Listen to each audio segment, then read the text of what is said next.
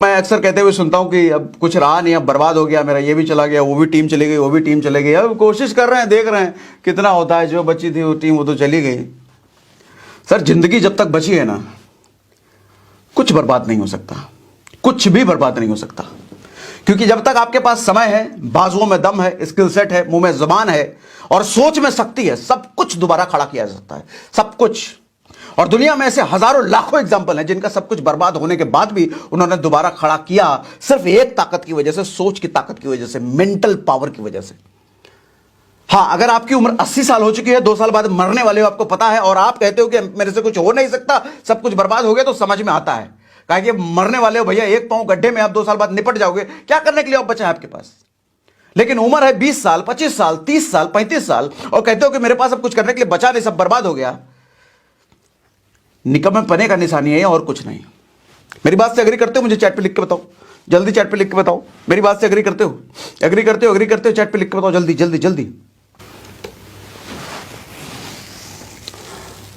आपको जब भी ये ख्याल आए ना कि मेरा कुछ चला गया, मेरा कुछ बर्बाद हो गया, सर राम के बारे में सोच लेना।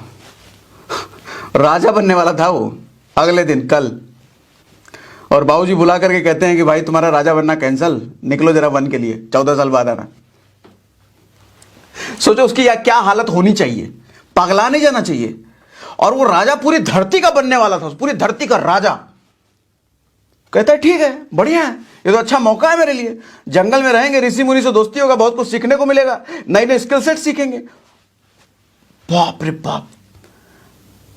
और यहां आदमी को जरा सी मुसीबत आती नहीं है, सर आपको पता नहीं है मेरी सिचुएशन क्या है। क्या है तुम्हारी सिचुएशन है? हाथ पैर टूट गया कि लकवा मार गया है कि गर्दन के अलावा सारा पार्ट खराब आ गया है, आंख फूट गया है, दिमाग से पगला आ गए हो, क्या हुआ है? पता नहीं मेरे साथ क्या हुआ है, क्या हुआ है? ऐसे मैं कई सारे आपको एग्जांपल बता सकता हूं जिनके पास कुछ भी नहीं था। आप जिस हालात में हो ना भाई साहब, उससे कहीं ज्यादा बदतर हालात उनकी थी। भी नाम बताने वाला हूं, उससे कहीं ज्यादा बदतर हालात उनकी थी, और उससे वापस वो जिस हालात में आज है ना, आप शायद सपने में भी उस हालात को अपने लिए लाने का सोच नहीं सकते। कुछ नाम बताता हूं आपको। अंबेडकर का नाम सुने हो? संविधान रचयिता।